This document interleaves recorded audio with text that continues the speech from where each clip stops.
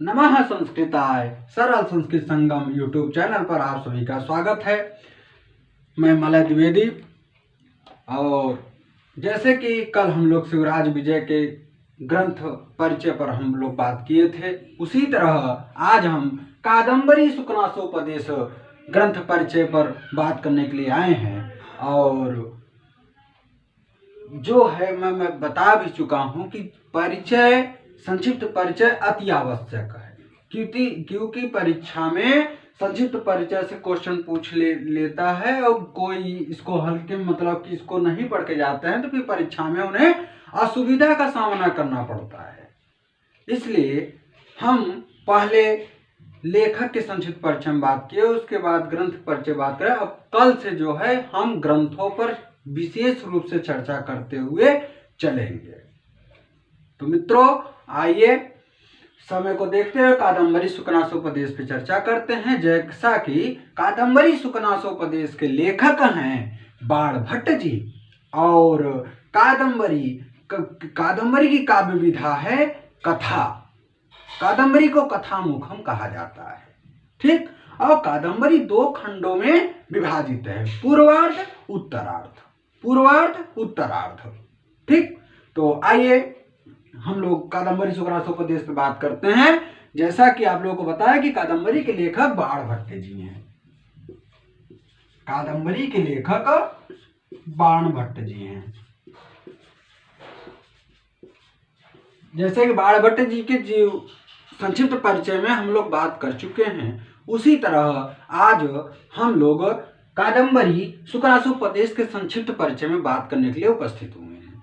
तो मित्रों आप लोग स्वयं चैनल से जुड़िए, देखिए, पढ़िए, अभ्यास करिए, और जो आप लोगों के सगे संबंधी संस्कृत विषय से BPSC TRE 4.0, UP, TGT, PGT, GIC, GTC या फिर संस्कृत विषय से कोई भी परीक्षा की तैयारी करें, उन लोगों के पास हमारी चैनल को भेजिए कि कई सरल संस्कृत संगम ये यूट्यूब चैनल है जो कि पूर्णतः निःशुल्क है। इस पे कोई भी आप लोगों को पे नहीं देना है, कोई भुगतान नहीं करना है। तो मित्रों आप लोग जुड़िए, परीक्षा से संबंधित निःशुल्क तैयारी इस पे चल रही है और आप लोगों के परीक्षा में भी बहुत काम में आएगा।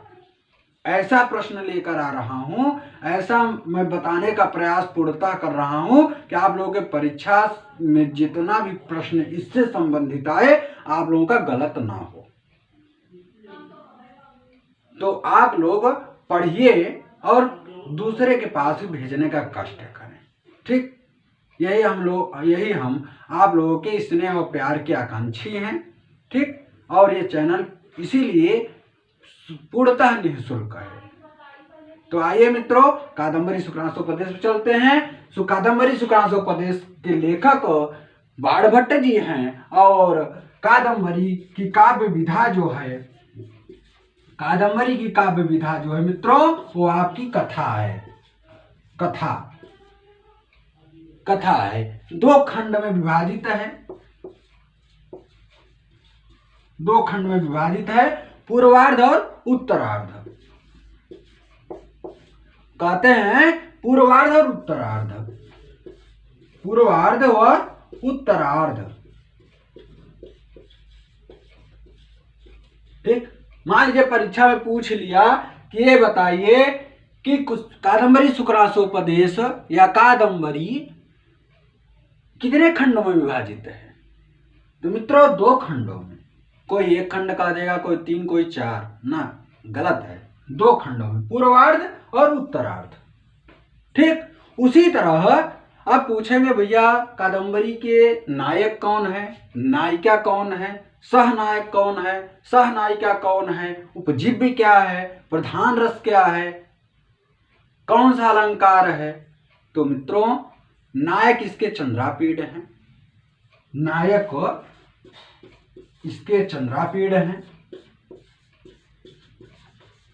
चंद्रापीड़। और नायिका आपके यही है कादम्बरी नायिका है। नायिका कादम्बरी। कादंबरी का शाब्दिक अर्थ होता है मित्रों मदिरा, मदिरा। ठीक, कादंबरी का शाब्दिक अर्थ होता है मदिरा। लिखा रहता है ना हर जगह, देसी मदिरा की दुकान, अंग्रेजी शराब की दुकान। मदिरा मतलब शराब। ठीक, तो कादंबरी शराब, कादंबरी मतलब मदिरा। ठीक, अर्थ शाब्दिक अर्थ की बात किया हूं। ठीक, कादंबरी शुकनासोपदेश लेखक आपके बाणभट्ट जी हैं। कादंबरी कथा है, 2 खंडों में है, पूर्वार्ध उत्तरार्ध। नायक इसके चंद्रापीड़ हैं, नायिका कादंबरी हैं, क्योंकि कादंबरी का शाब्दिक अर्थ है क्या, मदिरा। और सुनिए, अब ये पूछ लेगा कि नायक जो चंद्रापीड़ है वो किस कोट के नायक हैं, तो धीरोदात्त कोट के नायक हैं और अनुकूल नायक हैं। धीरोदात्त और अनुकूल नायक हैं। उसी जगह जो कादंबरी आपकी नायिका हैं वो विवाह से पूर्व परकीया मुग्धा नायिका थी, परकीया मुग्धा नायिका थी, और विवाहोपरांत स्वकीया मध्या नायिका हो गई। मतलब कि विवाह के पूर्व क्या थी, परकीया मुग्धा नायिका थी, और विवाह के बाद स्वकीया मध्या नायिका हो गई, स्वकीया मध्या नायिका हो गई। समझ में आ रहा है ना, स्वकीया मध्या नायिका हो गई। मतलब ये मतलब विवाह के पहले जो कादंबरी थी वो परकीया मुग्धा नायिका थी, और विवाह के बाद जो है वो स्वकीया मध्या नायिका हो गई। और आपके जो चंद्रापीठ जी हैं वो आपके धीरोदात्त और अनुकूल नायक हैं। अब हम इस पे बात किए थे अभी कुछ देर पहले, सहनायक और सहनायिका।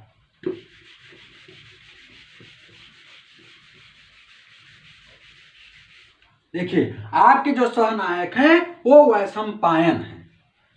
सहनायक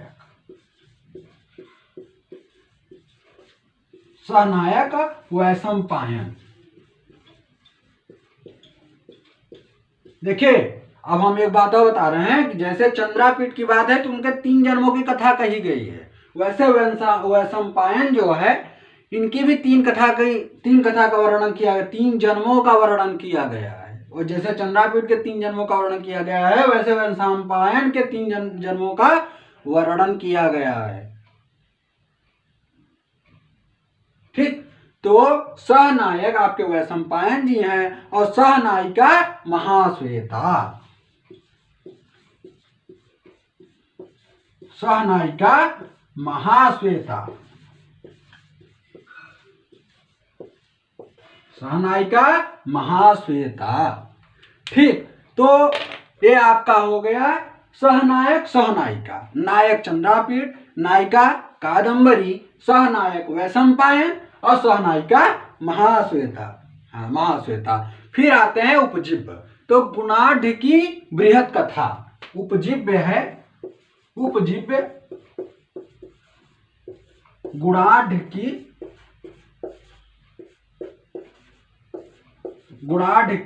बृहत कथा।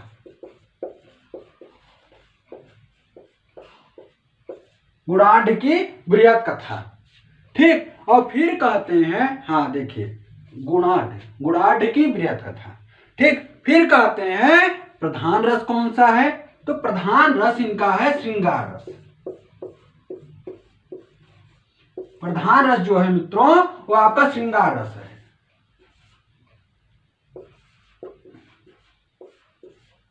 श्रृंगार रस।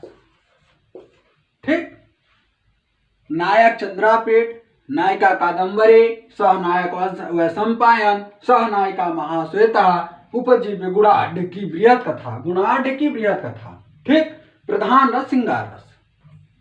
ठीक, फिर हम आते हैं भैया, अब इसकी रीति होती है, गुण होता है। ठीक, सबकी रीत गुण अलंकार रस छंद सब कुछ होता है। तब आइए हम इस पे बात करते हैं कि इसका प्रधान रस आपका क्या था, श्रृंगार रस। विशिष्ट क्या है, जो कादंबरी है 3 जन्मों की कथा है। क्या है, 3 जन्मों की कथा।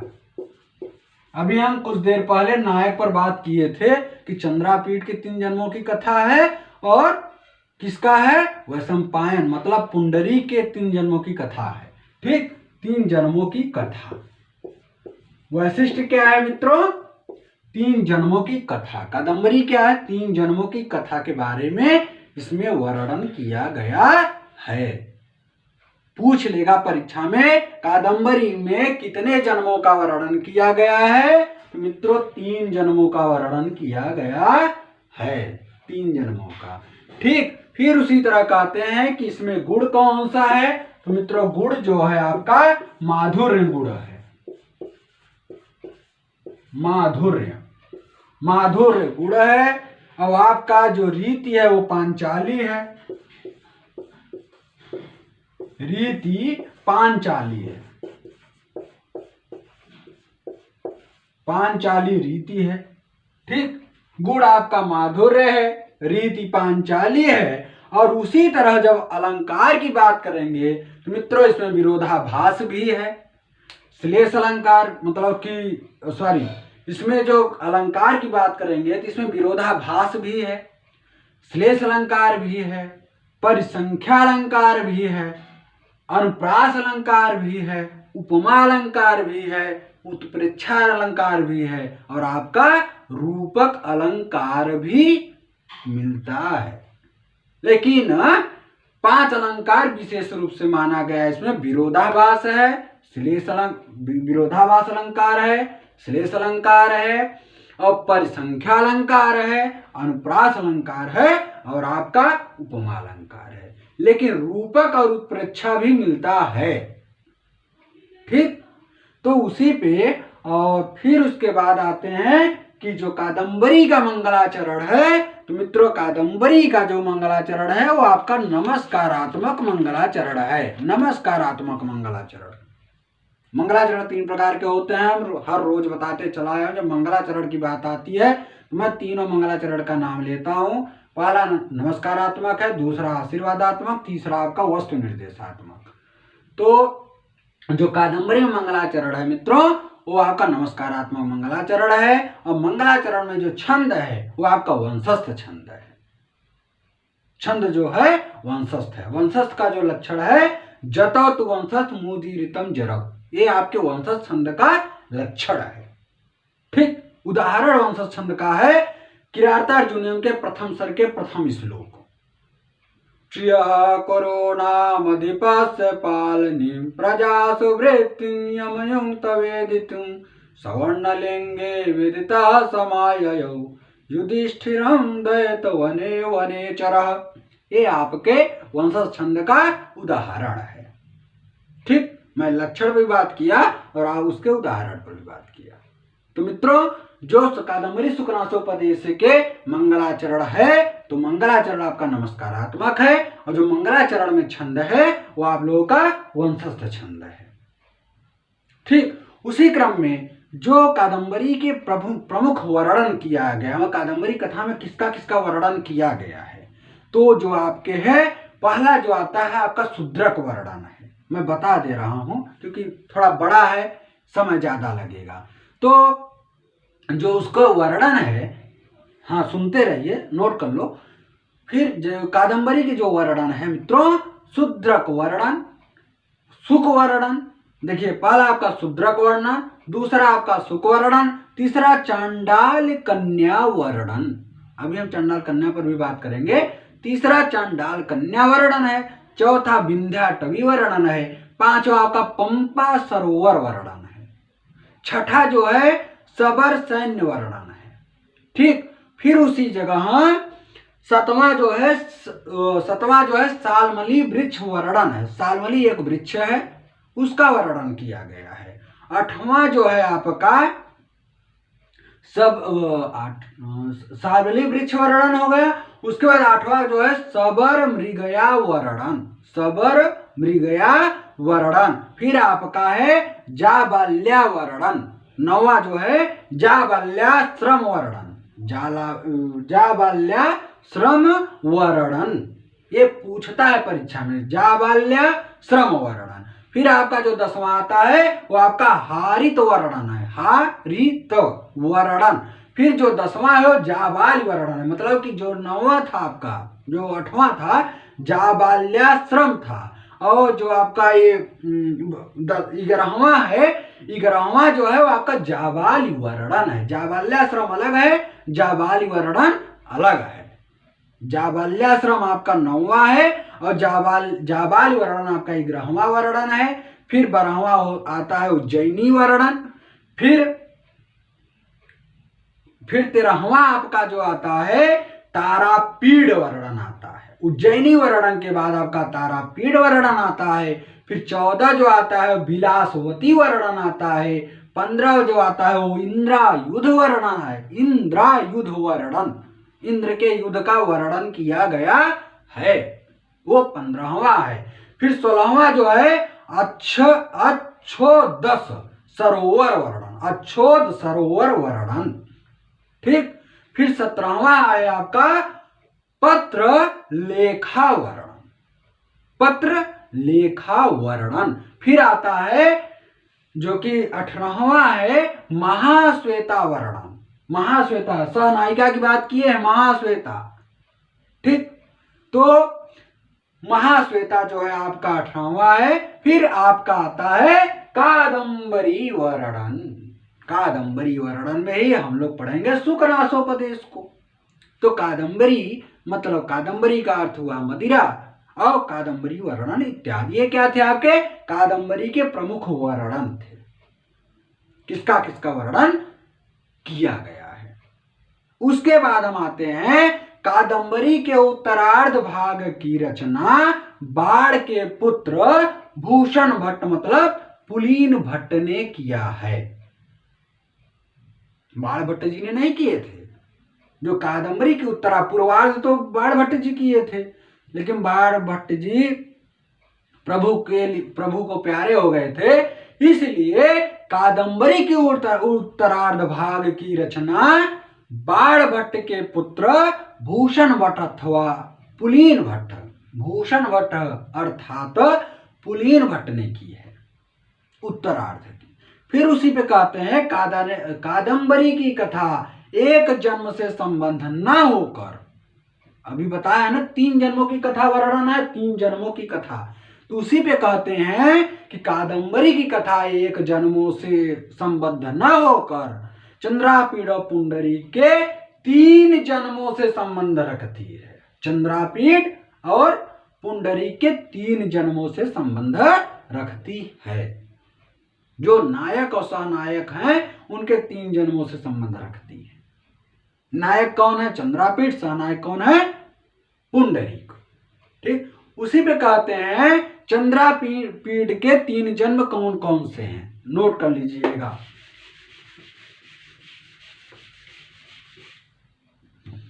चंद्रापीड़ के 3 जन्म,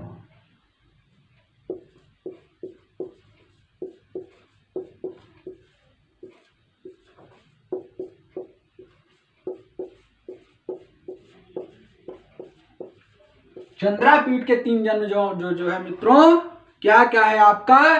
चंद्रमा, चंद्रापीड़ और शूद्रक। चंद्रमा, पहला जो है चंद्रमा, दूसरा जो है आपका चंद्रापीड़,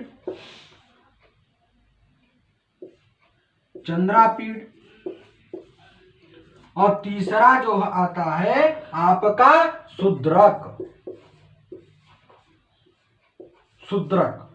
ठीक। ये आपके चंद्रापीड़ के 3 जन्मों का वर्णन है कि पहले जन्म में ये चंद्रमा थे, दूसरे जन्म में चंद्रापीड़ थे, तीसरे में शूद्रक। उसी क्रम में पुंडरीक के 3 जन्म है। पुंडरीक के 3 जन्म है मित्रों। पहले देखिए चंद्रमा के 3 जन्म है, पहले जन्म में वो चंद्रमा थे, दूसरे जन्म में चंद्रापीड़ थे, तीसरे जन्म में शूद्रक थे। उसी तरह पुंडरीक महोदय पहले में पुंडरीक थे, दूसरे में वैशंपायन थे, और तीसरे में शुक थे। शुक मतलब तोता थे। ठीक। तो पहले में वो पुंडरीक थे, पहला ये जन्म इनका पुंडरीक ही है, पुंडरीक। ठीक। फिर दूसरा जो थे वैशंपायन थे, वैशंपायन। फिर जो तीसरा इनका जन्म हुआ तो तीसरे जन्म की कथा क्या थे? सुक थे। सुक मतलब तोता, ठीक, तोता। और उसके बाद चंद्रापीठ की सेविका, सम्पायन थे, हाँ, चंद्रापीठ के 3 जन्म है, चंद्रमा, चंद्रापीठ और शूद्रक, और पुंडरीक है पुंडरीक, ठीक, वैशंपायन, सुक, ठीक, नोट करते रहिए। फिर कहते हैं चंद्रापीठ की सेविका मतलब तांबूल वाहिनी, उनकी सेविका जो थे तांबूल वाहिनी पत्र लेखा पूर्व जन्म में रोहिणी रहती थी। पूर्व जन्म में क्या रहती थी मित्रों? रोहिणी। रोहिणी, रोहिणी ऐसे लिखा जाएगा ना, रोहिणी, ठीक, रोहिणी, हाँ, रोहिणी रहती है। फिर कहते हैं चंद्रापीठ का घोड़ा इंद्रायुध पूर्व जन्म में पुंडरी का मित्र कपिंजल रहता है। पूर्व जन्म में क्या रहता है मित्रों? कपिंजल रहता है। फिर उसी क्रम में कहते हैं चांडाल कन्या पूर्व जन्म में पुंडरी की माता लक्ष्मी रहती है। चांडाल कन्या पूर्व जन्म में पुंडरी की माता मतलब पुंडरी के हैं, पुंडरी की माता क्या रहती है? लक्ष्मी। कौन? चांडाल कन्या। चांडाल कन्या पूर्व जन्म में पुंडरी की माता लक्ष्मी रहती है, लक्ष्मी। फिर कहते हैं कादंबरी का अर्थ जो हम लोग आप लोगों को बताए हैं शाब्दिक अर्थ, कादंबरी का शाब्दिक अर्थ मित्रों मदिरा है, मदिरा, मदिरा, ठीक। फिर कहते हैं कादंबरी के मंगलाचरण के प्रथम श्लोक में त्रिगुण स्वरूप जन्मा पर ब्रह्म को नमस्कार किया गया है, पर ब्रह्म को नमस्कार किया गया है, तभी तो नमस्कारात्मक मंगलाचरण और वंशस्थ छंद हुआ। तो नमस्कारात्मक मंगलाचरण है, इसका मतलब पर ब्रह्म को नमस्कार किया गया किसमें? कादंबरी के प्रथम श्लोक के मंगलाचरण में त्रिगुण स्वरूप जन्मा पर ब्रह्म को नमस्कार किया गया है। उसी क्रम में मित्रों द्वितीय श्लोक में भगवान शिव के चरण धूलियों की स्तुति की गई है। द्वितीय श्लोक जो है उसमें भगवान शिव के चरण धूलियों की स्तुति की गई है, चरण धूलियों, ठीक। फिर कहते हैं तृतीय श्लोक में नृसिंहावादी भगवान विष्णु की वंदना करते हैं। नृसिंहावादी, नृसिंहावतारी, नृसिंहावतारी भगवान विष्णु की वंदना करते हैं, नृसिंहावतारी, ठीक। फिर उसी क्रम में आते हैं नृसिंहावतारी, हाँ, नृसिंहावतारी। फिर उसी क्रम में आते हैं, कहते हैं कि चतुर्थ श्लोक में बाण ने, तृतीय श्लोक में नृसिंहावतारी भगवान विष्णु की वंदना करते हैं। चतुर्थ श्लोक में कहते हैं कि बाण ने अपने गुरु भरवु अथवा भत्सु, भरवु, देखिए उन बाण जी के गुरु जी का नाम भरवु भी मिलता है और भत्सु भी मिलता है। तो चतुर्थ श्लोक में बाण ने अपने गुरु भरवु अर्थात भत्सु, भत्सु के चरणों की वंदना करते हैं, के चरणों की, मतलब गुरु की ही वंदना नहीं करते हैं, गुरु के चरणों की वंदना करते हैं। गुरु कौन है? भरु अर्थात भत्सु, ठीक।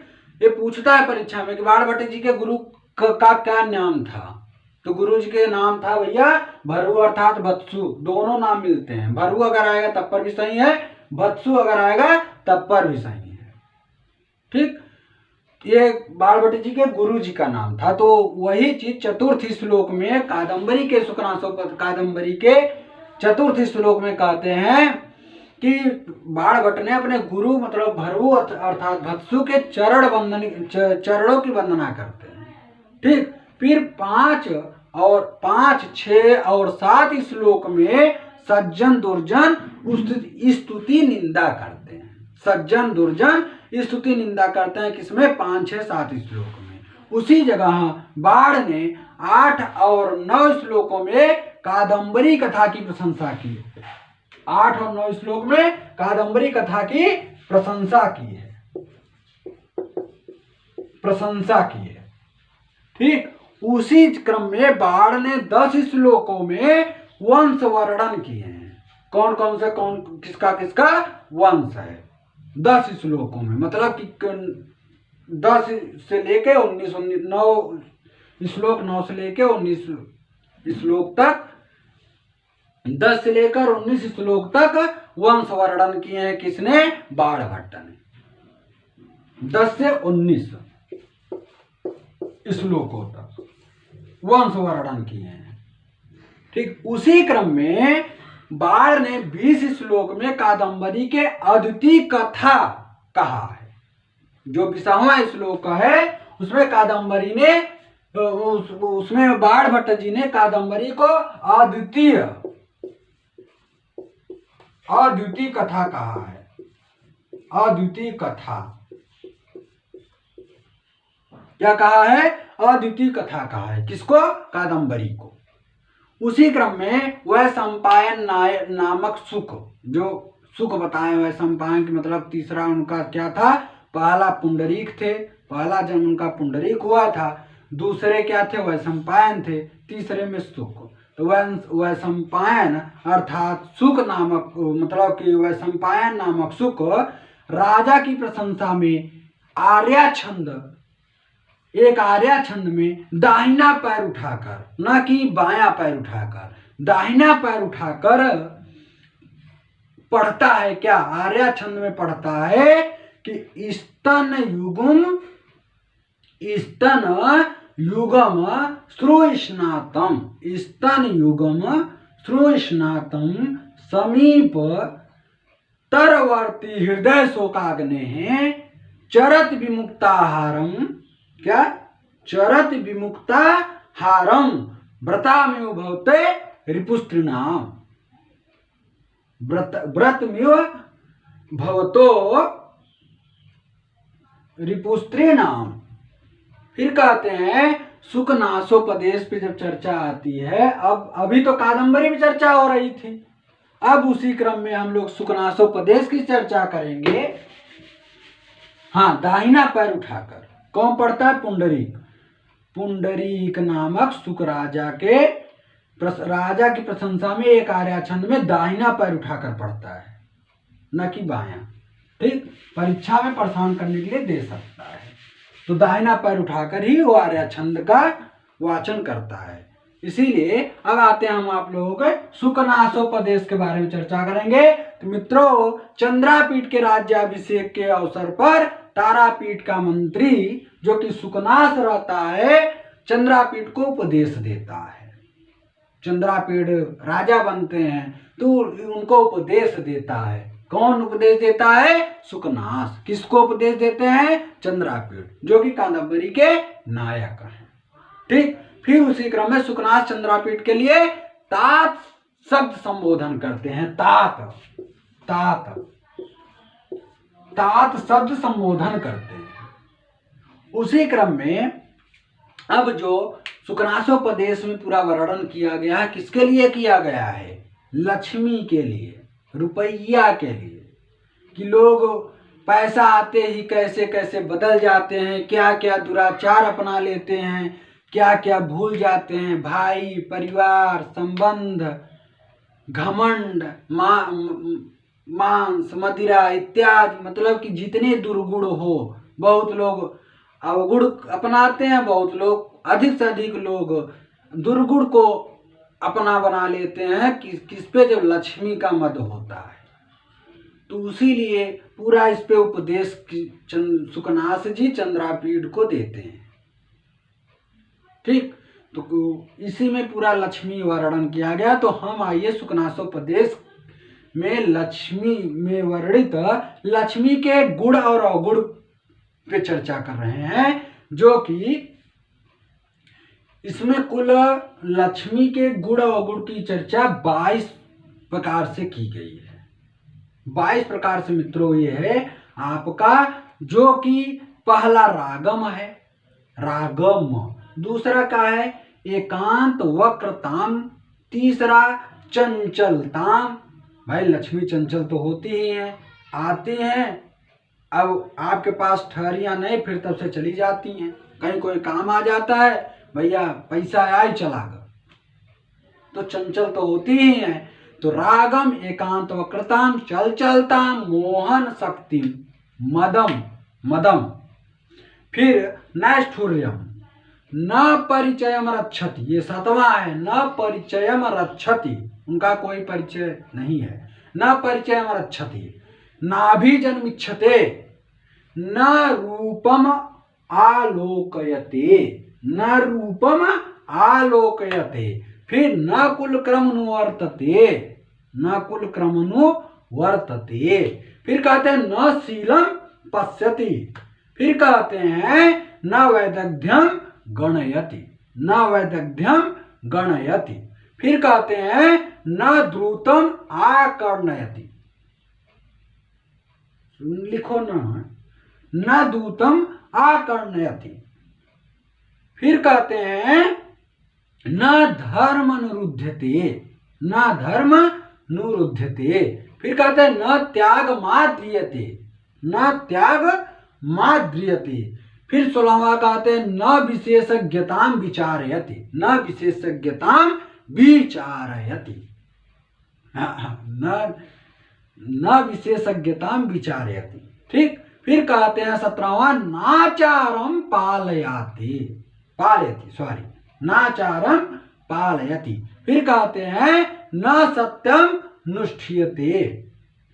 फिर कहते हैं न लक्षणम प्रमाणीकरोति। 19वें में कहते हैं न लक्षणम प्रमाणीकरोति। फिर कहते हैं जो कि 20वां है त्रिष्ठाम संवर्धयति। 20वां जो है त्रिष्ठाम संवर्धयति। फिर आपका 21वां जो शब्द कहे हैं कि अशिव प्रकृति त्यामनोति त्वामा तनोति। क्या कहते हैं मित्रों? 20वां है अशिव प्रकृति त्वामा तनोति। फिर जो 22वां है लास्ट बालोपचय महारंती।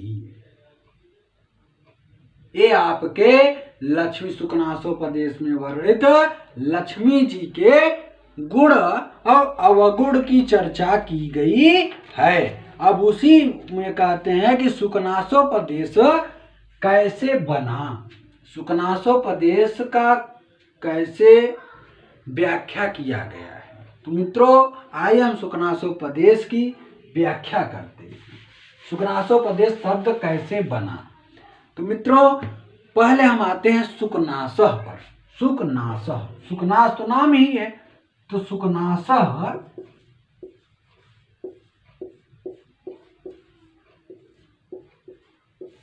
चलिए समझ में नहीं आ रहा है तो अगले वीडियो में अच्छे से समझा देंगे। पूरी जब इसकी कथा बताएंगे तो आप लोगों को समझ में आएगा। अच्छा लक्ष्मी का वर्णन नहीं समझ में आया? हाँ आ जाएगा। वो पूछता नहीं, पूछते हैं, मतलब कोई कोई सवाल आ जाता है, जानते रहो। ठीक। सुकनासह, सुकनासा क्या है? सुकस्य नासा इव नासाः अस्य सो सुकनासः। क्या कहते हैं? सुकस्य नासा इव नासाः।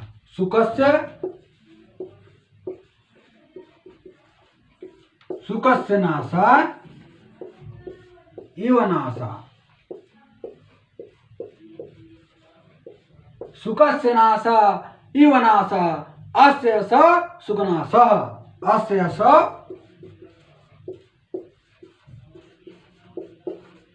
सुकनासः।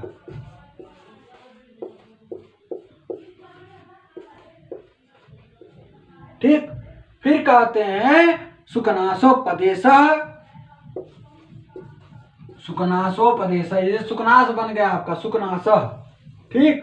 अब कहते हैं सुकनासोपदेशः।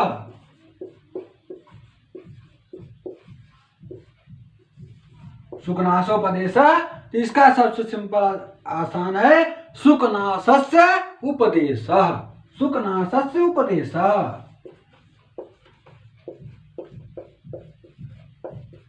सुकनासस्य उपदेश। आपका क्या बन गया मित्रों? सुकनासोपदेश। सुकनासोपदेश मतलब सुकनासस्य उपदेश बराबर सुकनासोपदेश। तो मित्रों आज हम किस पे बात किए? सुकनास कादंबरी सुकनासोपदेश के लेखक पे बात किए। उसी क्रम में हम कौन सा मंगलाचरण है, मंगलाचरण कौन सा है, मंगलाचरण में कौन सा छंद है, उस पर बात किए। वो कादंबरी कितने खंडों में है? तो 2 खंडों में है। लेखक इनके बाणभट्ट जी हैं। काव्य विधा है कथा, और 2 खंड है, पूर्वार्ध है, उत्तरार्ध है। उसी क्रम में इनके नायक जो हैं चंद्रापीड़ हैं, नायिका कादंबरी हैं, सहनायक वैशंपायन है, सहनायिका महाश्वेता जी हैं, उपजीव्य गुणाढ़ की बृहद कथा है, प्रधान रस श्रृंगार है, गुण माधुर्य है, इत्यादि चीज़ों पे हम लोग चर्चा किए हैं। और आज जितना भी चर्चा हम लोग का परिचय, ग्रंथों का परिचय समाप्त हुआ। अब हम कल से अर्थात